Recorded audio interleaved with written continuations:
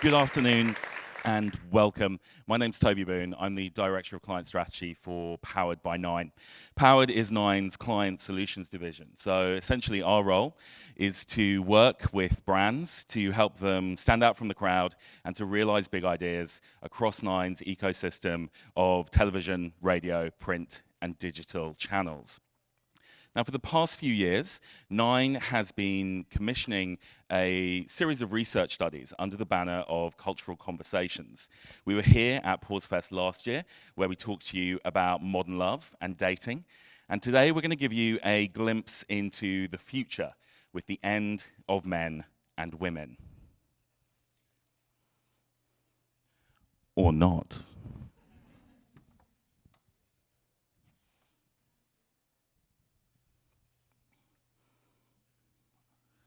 Mr. AV Man. I don't know if we've got... Look at that. With the end of men and women. So, from the moment you saw me step up on stage, perhaps even before when you heard my name, you started to categorize me, whether you realize it or not. So, whether it was by the way I'm dressed, my facial hair, I'm a little bit under the weather today, so I sound a little bit more like I've been gargling with gravel than usual, but maybe the way I sound, maybe my build, all of these different things were helping you unconsciously categorize me. And that's something that human beings do in a really natural way. And I'm going to take a safe bet and suggest that most of you probably categorize me and put me in a box titled male. And that's something that we do as human beings. It's also something that we do if we're working in marketing or with brands or in advertising. It's something that we're also doing there as well. So when you categorize me, it wasn't just thinking I'm male, you then started to assign certain characteristics to me as well. So you were more likely to think that I'm terribly aggressive. I don't know if anyone that aggressive describes it as terribly aggressive, but there we go. You are more likely to think that I'm strong and courageous. You're less likely to think that as a man, I'm sensitive or nurturing, and I am deeply sensitive, and it hurts me that you made that prejudgment about me. But these are the things that we do naturally. And as I said, it's the things that we do as human beings, and it's what those of us who work in marketing and comms have a tendency to do as well. So we set out to explore this, and when the panel come up in a little while, we'll probably go into a little bit more detail about the research, but we really ran an incredible research program. Progressive issues require progressive research, and so the team from Nine worked with 55.5 over the course of about 6 months to explore changing conversations around gender in Australia, and also potentially what that means for brands as well, brands and media, as well as broader society. And I'm going to take you through, before we bring the panel up, the 5 key themes that came out of that research. And theme number 1 is simple. The binary is broken. So our research shows that 2 in 3 Australians today believe that gender is more than just a man or a woman.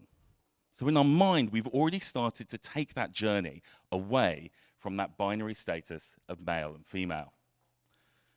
But there are lots of reasons why the binary is really useful to us. So as human beings, we are storytellers. We look for simple, easy to understand solutions to things.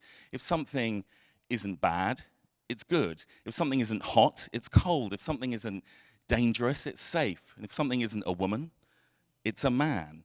So the journey out of the binary is going to be increasingly complex. And it's funny, I'm sure we've all seen those examples of unnecessarily gendered products. So everything from pens to pasta sauce. And we all probably have dropped a couple of comments or had a good laugh when we've seen those products somewhere online. But actually, when you really think about it, and you don't have to think too hard, the world around us is arranged to fit with the binary. Public toilets are probably a really obvious one. But if you think about other things, hairdressers, shoe shops, sport, the world around us is built in the binary, even if we are mentally making that journey away from it. So one of our study participants had this to say: I'll say I feel more confused about than ever about what the hell gender actually is. And that leads us into our second theme. It's okay. We're all confused about gender.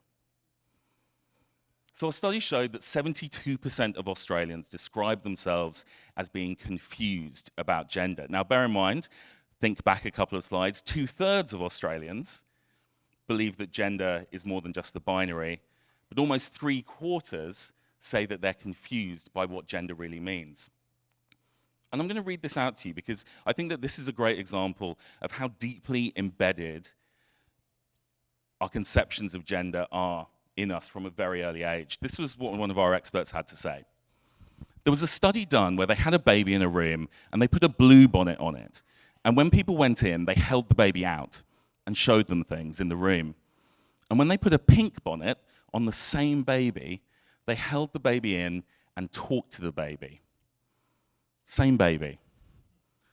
The study showed that we hold children differently, depending on whether we perceive them as male or female. And that programming of gender starts really, really young. But the reality is that we're beginning to unlearn gender. So there's a really significant statistic, I think, here. 79% of Australians first heard of gender outside of the binary in the past 2 years. So we're making that complex journey away from the binary, and we're making it at an incredibly rapid pace. If you'd have asked me 5 years ago, I'd have said gender is a question on a form. It's just something that I tick to pay my taxes or fill in my census. But now I realize it has nothing to do with that, and it's just who you are on the inside. And as we make that incredibly rapid move away from the binary, language really is the modern arena where some of those challenges are happening, where some of that gender confusion exists. So 2 in 3 Australians who say that they understand gender diversity are confused what the new terms and the ideas around gender actually really mean. So the gender journey is confusing, but it's one that we're all in together. Which takes us onto our third theme. We're all on the gender journey, we're just at different stages. So when we look at some of the factors that really influence Australians and where they sit on this gender journey, exposure, relatability, and religion are some of the real big factors there. So you're twice as likely to have progressive views on gender if you've had a personal experience with gender diversity. So that might not be about yourself, but it might be knowing someone, working with someone, having a family or friend who might not sit within the binary. You're 1.5 times more likely to have progressive views on gender if you yourself belong to a minority group. So there's something there about being someone who's perhaps outside of a traditional setting that helps you understand what other people might feel or what other people might go through. And you're 1.7 times less likely to have progressive gender views if you describe yourself as religious. I got really deep into the mic there, didn't I? Religious. Practicing my voice of God. Or whoever. So we've talked about exposure, we've talked about relatability, and we've talked about religion, but it is in fact age that has the biggest impact on gender views. So you can see on our chart here how we've categorized 34% of Australians consider themselves to be or could be defined as conservative on gender diversity, up to here, 12% in that hyper-progressive category there. And the large part of Australia really sitting within that transitional group. But what's really interesting about this when you map it is that you can really see that where the average ages sit, you are significantly more likely to fall into that 34% conservative viewpoint the older you get. The younger you get, the more likely you are to be down at this end of the spectrum.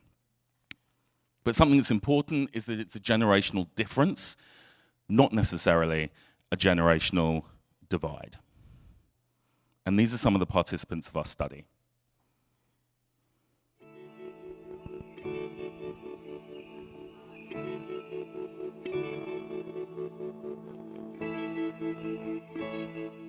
I'm old-fashioned. I see gender as male and female. Gender to me used to be the same as sex, as male and female. That's also what we were taught in school, but it wasn't until even very recently that I could really differentiate gender identity and sexual identity. It's just changed so much. It's like there's been an explosion over the last 10, 15 years. In my era, the media presented traditional family, mother barefoot pregnant in the kitchen, father working a traditional 9-to-5 job. Even in the makeup industry, I've seen that a lot of males are actually coming out to become huge makeup gurus. Do you see a difference between sexual identity and identifying as a certain gender? What do you mean by that? I'm just not real sure on that one. I think they're 3 different things. Oh, can you talk? Yeah. So I think one's sex as in your biology, I think one's your sexuality as in who you're attracted to, and then I think the third is gender, which is how you define. I think there are generational differences in education, but also in we've had less time to get. Did I do that? It's possible I did that. They were going to say some more beautiful things.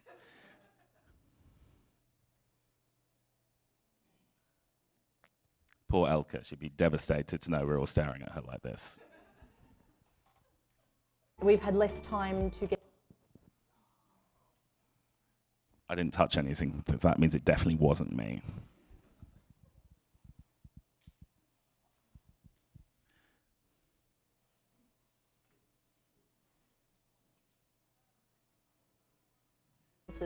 In education, but also in we've had less time to get.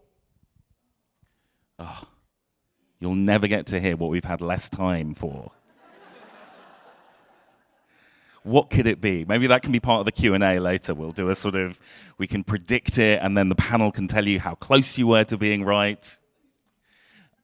I think one of the interesting things that comes out of these video testimonials is that you see even with some of the younger Australians, some of the people who might have more progressive viewpoints, you can see as they're talking that they're almost figuring it out.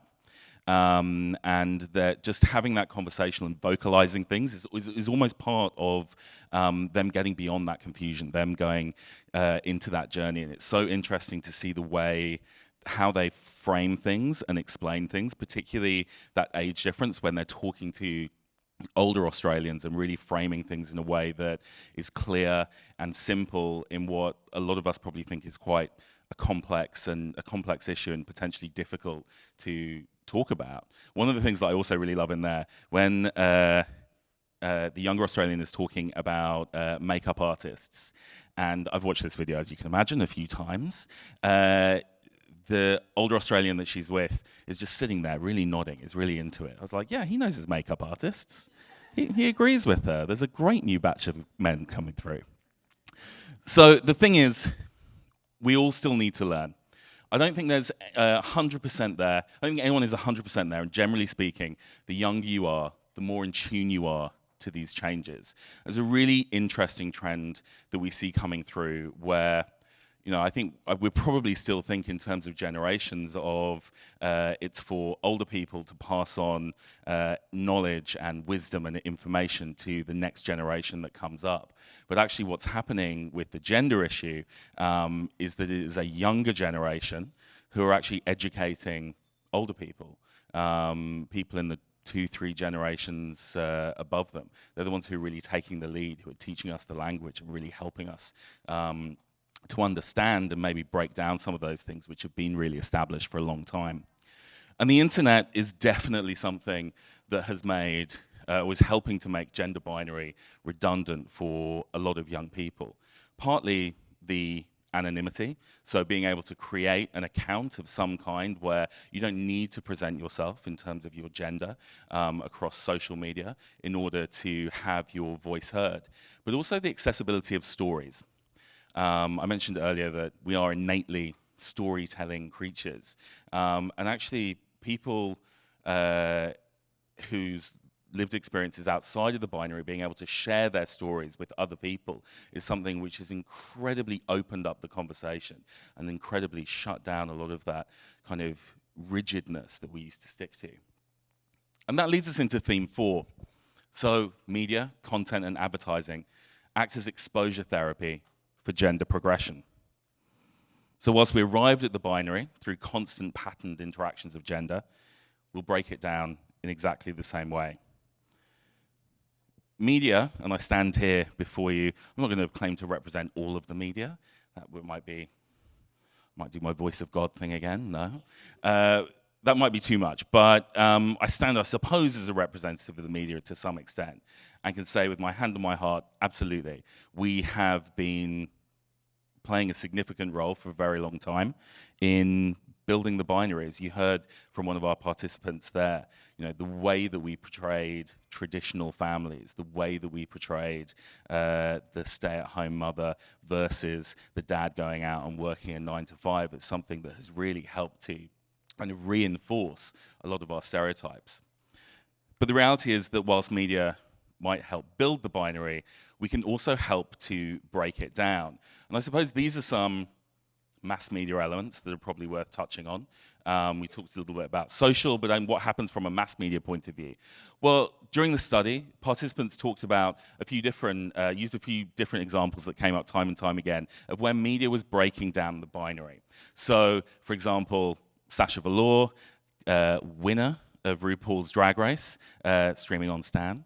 But also they referenced a lot things like Women's AFL. They referenced Courtney Act on Dancing with the Stars on 10, who performed both as Courtney and as Shane. They talked about things like the female participants in Australian Ninja Warrior. And maybe a little bit surprisingly, they also referenced things like Married at First Sight. So, for example, that couple at the end include, if you were a fan from last season, or if you watched last season, the gentleman there was known as Matt the Virgin. And then he was known as Matt the Ex-Virgin. But what was quite interesting about it, and what one of our participants referenced, was the fact that actually it was a bit of a flip of kind of the blushing bride in virginal white, whereas actually what we were presenting there was a guy who was coming into it in a totally different point of view. And if I talk a little bit about media, when we ran this research, as we lean into kind of what this means for media and brands, this is something quite interesting that we found. So in 2019, more women than men watched the Australian Open. And Married at First Sight was the biggest entertainment program for men in 2019. But none of the advertisers that engaged deeply with those programs challenged what would have been kind of traditional media briefs effectively. It was still very much male-focused products, for want of a better term, towards sport, female-focused products, towards an entertainment show that's about love. And yet actually the demographics and the audiences and how us as human beings are engaging with those programs don't reflect that at all. And this, I think, is one of the simplest stats, but actually one of the most important. 4 in 5 Australians. So that is older, younger, progressive, conservative, wherever they are in the country. 4 in 5 Australians believe that brands should not reinforce gender stereotypes. We're tired of it. And correct gender representation actually does a brand good. So brands that are seeing represented progressive gender have seen a 26% higher purchase intent across total people and a 45% higher purchase intent for women. And we can see some of the brands that have done it particularly well up there. So the Like a Girl campaign is one which I'm sure a lot of the people in this room will be really familiar with. Brands like Aesop, which are fundamentally ungendered, actually in a category which is super, super gendered in many, many ways. We see Nike doing things like featuring models, female models with body hair in their advertising. And probably my favorite example, great Australian brand, Bunnings. So in all of Bunnings' messaging, they feature women, they show women going in to buy things, they show women selling things, because that's actually what Bunnings is. That's truly authentic to the Bunnings experience. If I go up to my local Bunnings on Sydney Road, I'm just as likely to be served by a woman as by a man. And yet we somehow have this kind of broader DIY idea that it's probably something that leans and skews more male than female, but Bunnings have actually really recognized what's authentic to their brand and how they can open up way beyond stereotype. So theme 5, the future looks genderful. 15% of Australians see the future as genderless. In a moment, I'm going to be bringing up the panel, and on the panel is Audrey Mason-Hyde. But before we get there, here's a quick intro.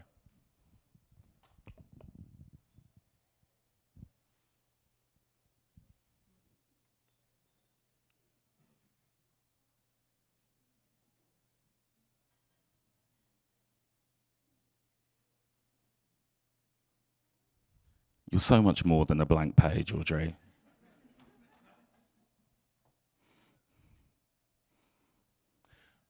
You'll be up and speaking shortly. It'll be fine. It'll be fine. So we can see really quickly in media, we can recognize that actually there are already a lot of public figures, a lot of celebrities, a lot of people who are really familiar to all of us, who are already embracing this genderless, I like, future. The likes of Miley Cyrus, Sam Smith, Ruby Rose, Jaden Smith, and of course, the fabulous Billy Porter. So just before I introduce the panel, as we look to the future, here's the gender line today. So we showed it 34% conservative through to 12% hyper-progressive. And if we look forward 10 years, this is how we predict views on gender will be. I actually think that we've been quite conservative in the way we've made these predictions. So we believe that it will shift incredibly. So 27% conservative, down from 34%. The largest category being 36% of people with progressive views on gender, and that hyper-progressive group continuing to grow. So 24% of Australians today have progressive gender views. We believe in 10 years' time, it will be over 50%. And just before we bring the panel up today, I think this is a really nice way to close. All of us, particularly those of us working in media, technology, working with brands, working in marketing, working in comms, have a role to play. We have an incredible opportunity to make people see how the world could be in spite of how it is. So I'm going to bring up the panel now. Come on up.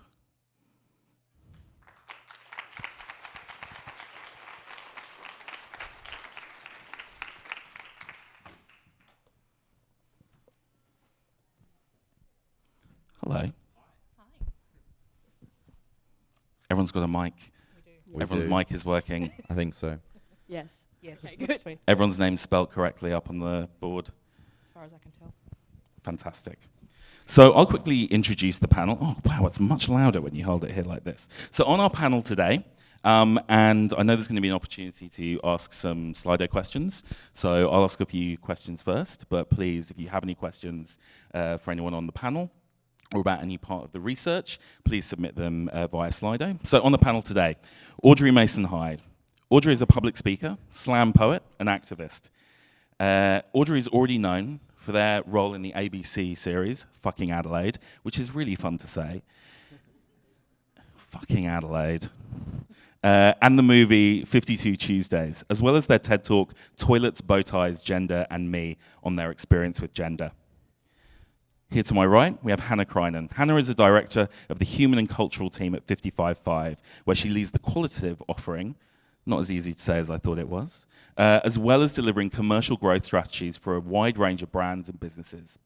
Her innovative approach to research has been a driving force behind the piece that you've just seen. And finally, David Gray.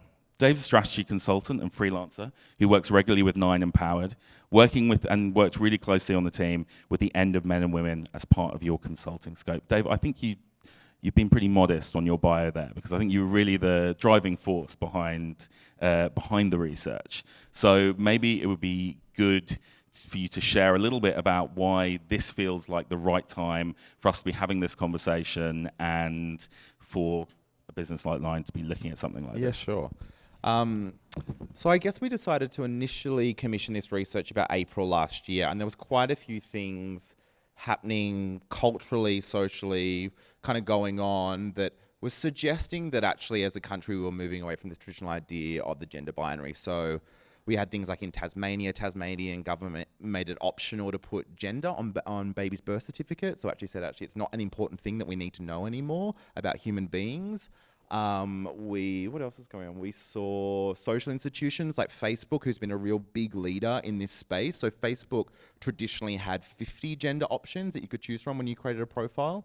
Which is amazing because usually we have 2. So great, but then they actually said, do you know what? This is totally redundant that you still have to put yourself in a box. They just had an open text box. They said, you just type in kind of what gender you are. We had really high profile people in culture coming out and just pretty much saying F you to the gender binary. So we have the likes of Caitlyn Jenner and Sam Smith and the people that we kind of saw before. And then there were the examples in media as well kind of happening. The Boy George on The Voice, Courtney in Dancing with the Stars, RuPaul, and kind of like the explosion around that TV show. So we were kind of like, okay, cool, there's something interesting going on here culturally that we are moving away from this gender, the traditional gender idea. And then in comparison, we kind of looked a little bit closer to home at ourselves as the media industry and the marketing industry and kind of saw those stats where it was like, I think it's the Australian Open was watched by more women than men last year. And that, what's the other one in there? Maths. And Maths is the biggest entertainment program for men. And I've worked on and off with Nine for about 3 years and on those kind of programs. And I know that no brands come to us and say, hey, I want to put my male-led idea and brief into Maths. And no brands kind of come and say, oh, I've got this really awesome female campaign. I'm going to put it in the Australian Open. So it kind of said to us, actually Australia and people were moving away from this traditional gender binary, but us as advertisers and marketers were really entrenched in these traditional ideas that if I want to connect with a man, it must be in sport. And if I want to connect with a woman, it must be in a reality TV love show. Or actually today, that's not the reality. So I think there was just an interesting tension there that we were like, let's explore this and kind of see what's going on. Fantastic. So, Hannah, I thought it would probably be good to talk just a little bit about the research itself. And we described it earlier as progressive research on a progressive issue. And I'm just wondering if you could maybe give us a quick overview on a bit more detail in terms of how the research was carried out and why you felt it was important to take an innovative approach for a piece like this. Yeah, sure. This was, I suppose, one of the most important parts of research like this was actually to spend quite a lot of time up front. That's why we had a short online community. It's why we spent time talking to experts and people with lived experience, because it helped us scope out what was actually happening, where the thinking was at. And we probably spent longer there than we normally do with any research project, just getting our ideas together, making sure that we had really great hypotheses and a really clear idea of where Australia as a culture was sitting, but also where the thinking was beyond that. Probably the most important part for me was that any traditional, particularly qualitative technique was not going to bring out what we needed here. You know, just going into a focus group and chatting to the people around the room who all agreed with each other was probably not going to help us understand the conflicts between people. It also wasn't going to help us understand what sways people and pulls them and pushes them. Likewise, with a technique like conflict groups, we were just going to divide people and end up with arguments. Hopefully not physical, but you know, either way it would just end up being a bit difficult. What we ended up with was using some techniques based on theories out of linguistics, essentially about convergence and divergent views. That allowed us to do what we called provocative discussion. So we provoked people, but we did it through allowing them to converge in their ideas first with other people similar to them, but also test their ideas in front of other people without going into direct conflict. Now, the discussions we had were really, really constructive, but they allowed us an insight into how people were processing these ideas and how fast that processing was happening. So I think that was the core for me, was that none of the traditional techniques were going to allow us to pull that out. And this might be a question actually to throw to the two of you as well, but was there anything in that process, and you've gone out and spoken to people about this research, that surprised you? Lots. It's a really good question. I think the evolution and the shift of this is far faster than most of us can comprehend. You know, even going into regional Australia, talking to conservative audiences or older audiences, just saying, look, we need help with this. We get that it's happening. We don't always like it, but we know we've got to keep up because we can't even be part of the conversation or sort of pretend that we're part of society today if we don't have some understanding of what's going on. That was fantastic. I think the other side of it for me was the way even those with really deeply seated ideas that were stuck in the binary would allow the story to come out if it's an individual human. So if it's an individual experience they could tap into the story and connect with, sort of bringing back that power of empathy and connection, that allows people to bring their barriers down. And that happens so powerfully in so many of the groups we had that it really reiterated to me that power of human story. Dave, Audrey, same sort of question. When you look at the results and the findings, was there anything that sort of stood out for you as particularly, maybe surprising is not the right word, but really struck a chord with you? I mean, I generally run in quite progressive circles. It's a choice, but it's also the family I was born into, and so I'm always quite surprised by the willingness of conservative Australians to actually listen to my community and to listen to my stories and think about them in an open-minded way. And I guess I wasn't expecting that. I was expecting a more closed-minded approach, which is probably a little bit unfair of me, but that's just where I come from because, you know, I have a fear of people who are going to attack me for who I am, verbally or physically. And so it's really nice to have like a detached way of looking at those views in a piece of research like this. Yeah. Dave? I guess for me, when we were I think there was a bit of a concern for me that there was going to be a disproportionate impact of what we see in culture and popular culture to what's happening in reality. I think that shows like RuPaul have a really big resurgence behind it right now, and it feels like it's in a lot of the media. Do you know what I mean? I feel like the concept of gender is discussed more so in pop culture and culture now, and I guess I was surprised. I thought that there might be a disproportionate impact, that we actually just see these things, but it's not reflected in the Australian population. And I guess I was surprised about how progressive Australians are really about their ideas about gender, and actually this whole concept that like, because you're born with a penis, you must be a man, and because you're born with a vagina, you must be a woman and act that way. People were like, that's a little bit messed up. Like, I guess that was like a pleasant surprise, which is always nice. I think that stat around how quickly people have sort of opened up is something that's really, really significant and talks to that. If you compare that to sort of shifting views around homosexuality and same-sex marriage, that feels like it's been a long time coming.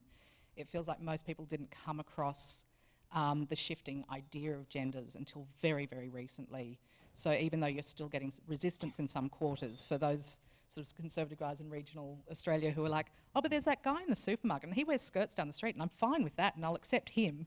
You sort of go, okay, you are resistant at a conceptual level, but you're getting your head around it slowly, or there's just those slight inches being taken. Audrey, one of the things that I'm disappointed we didn't get to see in the video, because something that really struck me that you said was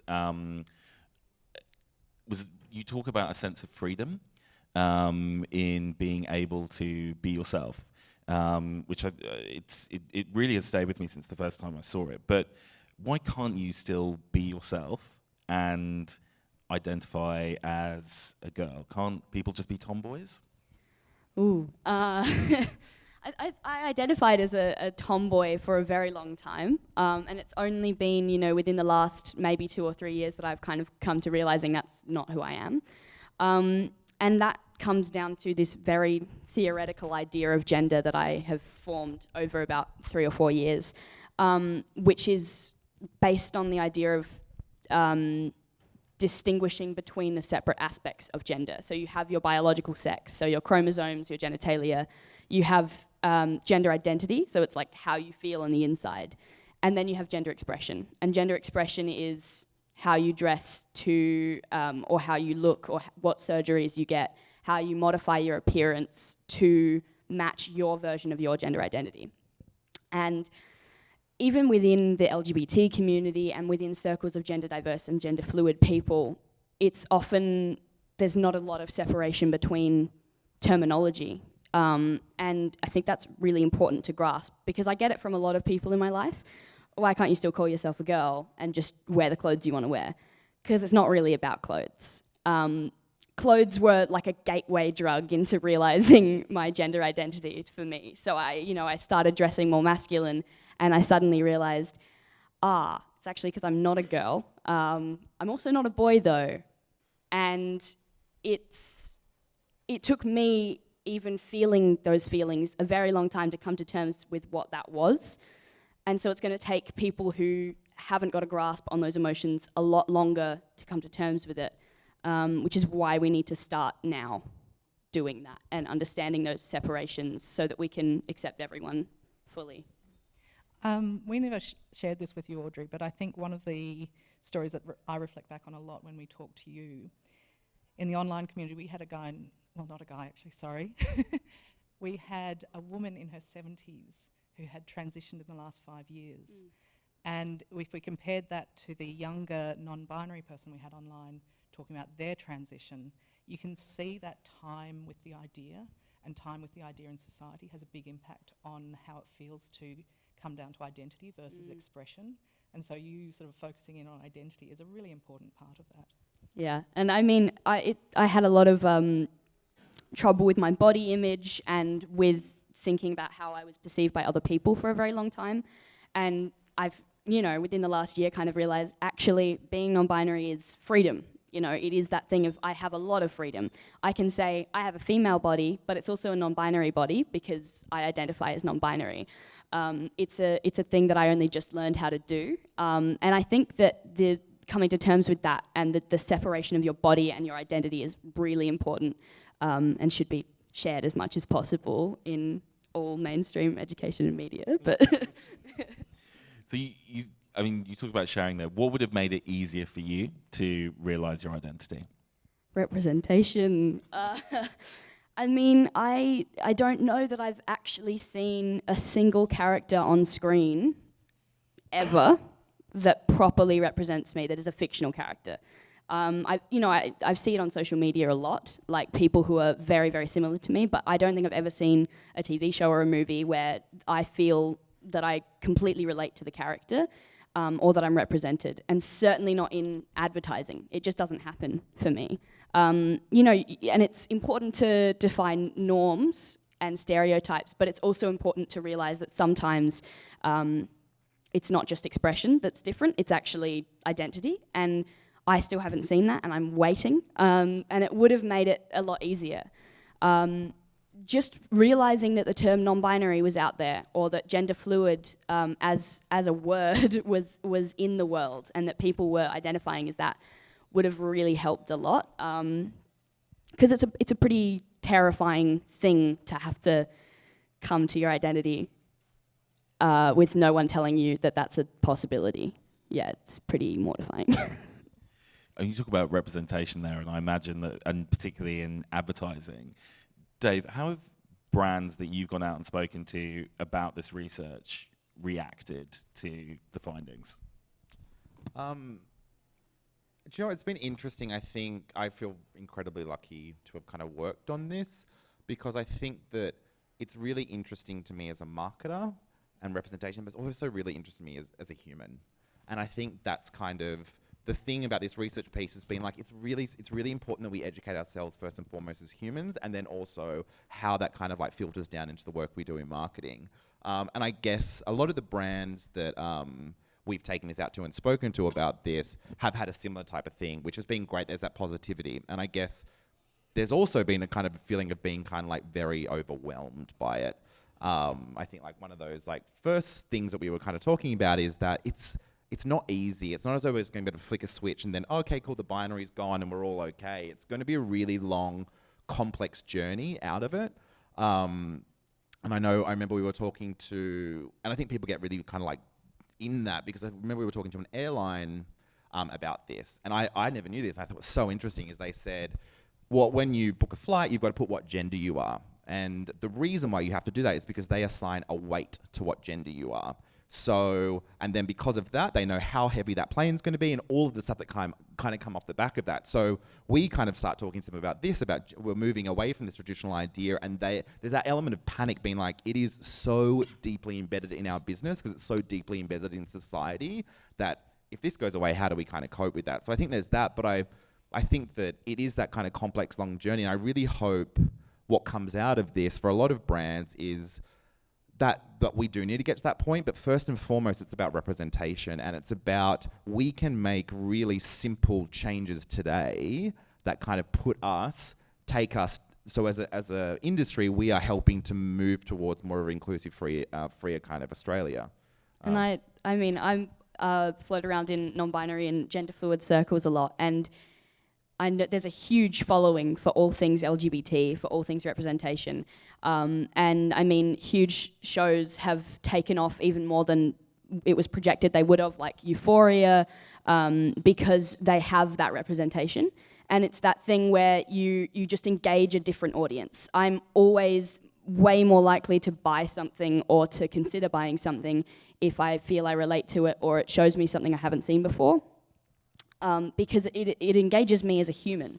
If I'm only seeing men and women everywhere, I'm never going to be that interested in buying anything because it doesn't relate to me. And I think what's really interesting, we were only talking about this like an hour ago, representation around gender is so nuanced because yes, we need the kind of like non-binary representation, but we also need the representation of breaking down these traditional stereotypes of what it means to be a man or what it means to be a woman.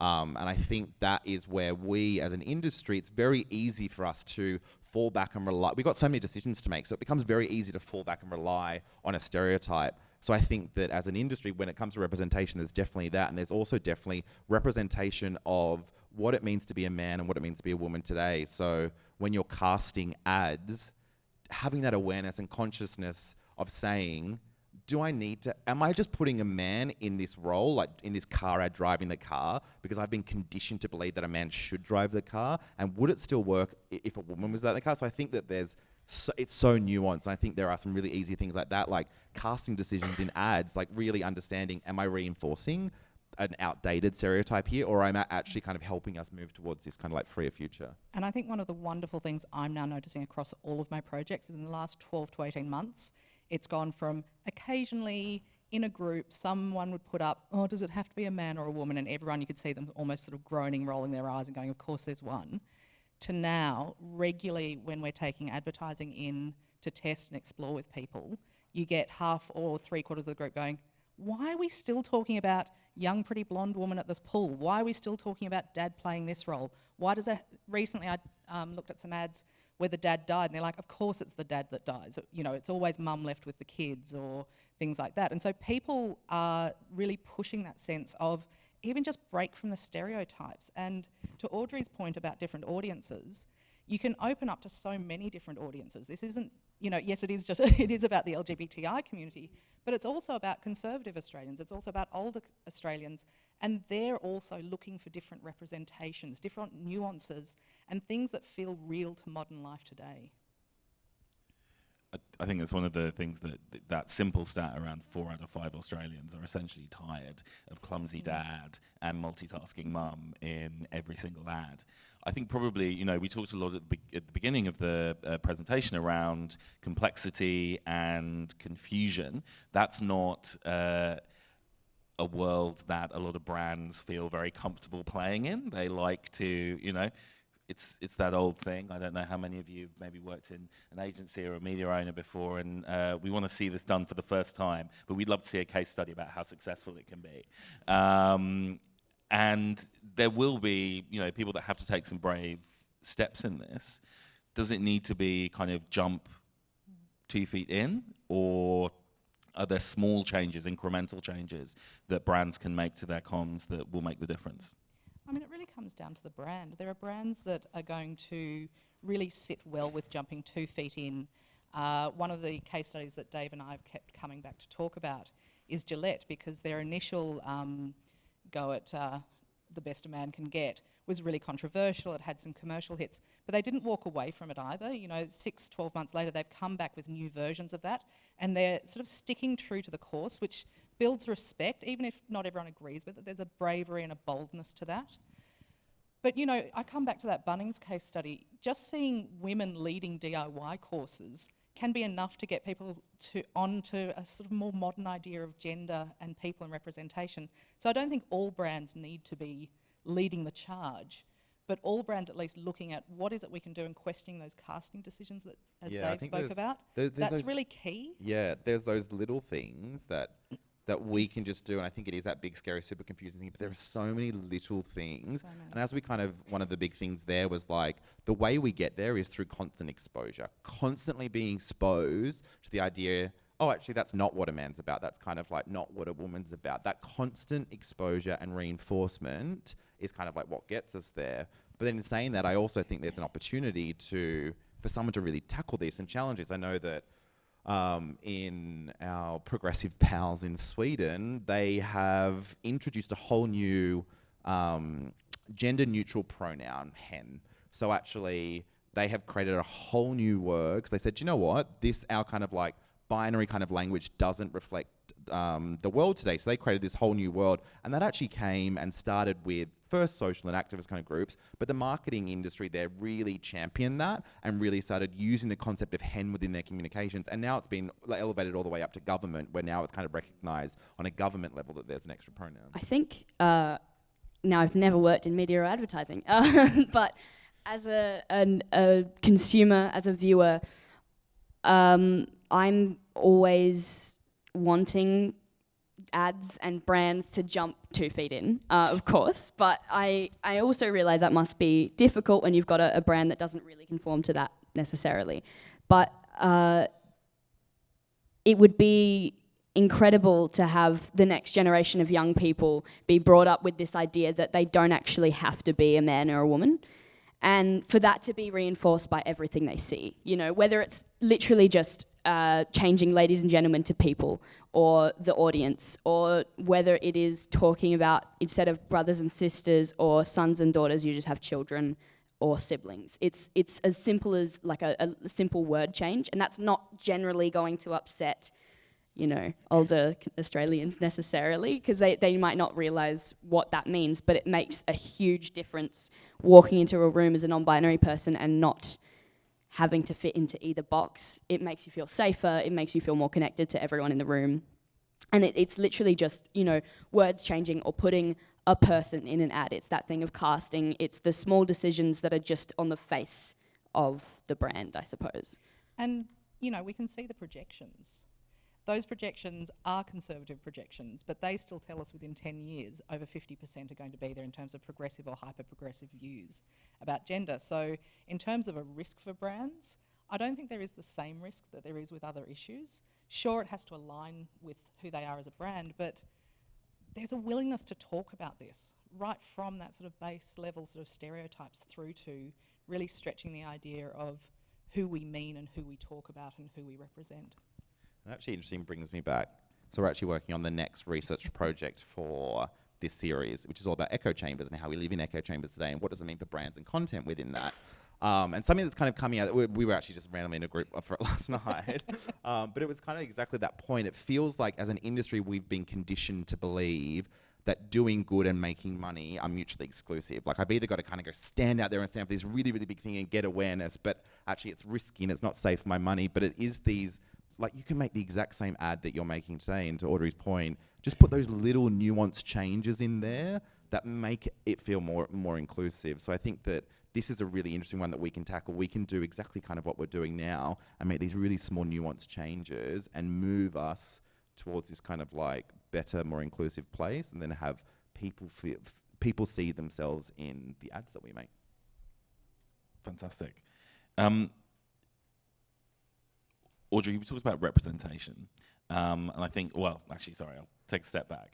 I think that one of the, and I think you touched on it just slightly there, and I think talked about kind of the complexities and what it means for brands. If we think about, we talked about language being one of the kind of the key arena here, and you talked about the importance of that and what a difference that can make. people get things wrong, right? I wonder whether you could maybe talk a little bit about how important pronouns are for you, and maybe touch as well on how it feels when people get it wrong. Sure. So I use they, them pronouns. And honestly, I would love to reach a place in my life where I'm happy with any pronouns. I'm not at that stage because the gender binary for me has been like a really hurtful thing in my life. It's caused a lot of, I don't know about, probably not trauma, but it caused a lot of emotional turmoil at a young age. And so I can't, he and she are both very intertwined with that for me. But certainly in individual situations when you get someone's pronouns wrong, it's very unhelpful to either just leave it or make a huge deal out of it. Don't correct yourself over 5 minutes. Just don't. Just like, if you think of it, just say it. Oh, sorry, they. So easy. It's a little bit to get your head around if you're a cisgendered person at first. I understand that. But it means so much more if you can quickly correct yourself than if you are either ignoring it and letting everyone else in the room think that those pronouns are insignificant, or to take heaps of time. And it's actually just more respectful to treat it as a small thing that you've gotten wrong. It's like saying someone's name wrong. But I mean, pronouns and language are really integral to every movement ever, I think. I mean, particularly with gender, there's a lot of new language, which is hard to get your head around when you're coming to it very new. I mean, I know my family, particularly my grandparents, have had some trouble with that. But what it does take sometimes is just a simple conversation. And I think language is probably going to be the thing that engages more people. If we can start, actively using our language to make these ideas and these theories and concepts a lot clearer than they already are. So we're talking about putting biological sex on a form rather than gender. If you're talking about someone's body parts, you use biological sex, and if you're talking about their gender identity, you use the term gender. It makes someone like me feel a lot safer, and it also clears up a lot of confusion and possibly anger that conservative Australians might have towards this whole issue, because it sounds a lot more complex than it is once you separate the language. And that's why that's so important. It holds a lot of weight for me, language, and I think it's really integral to figuring out what this is in our society.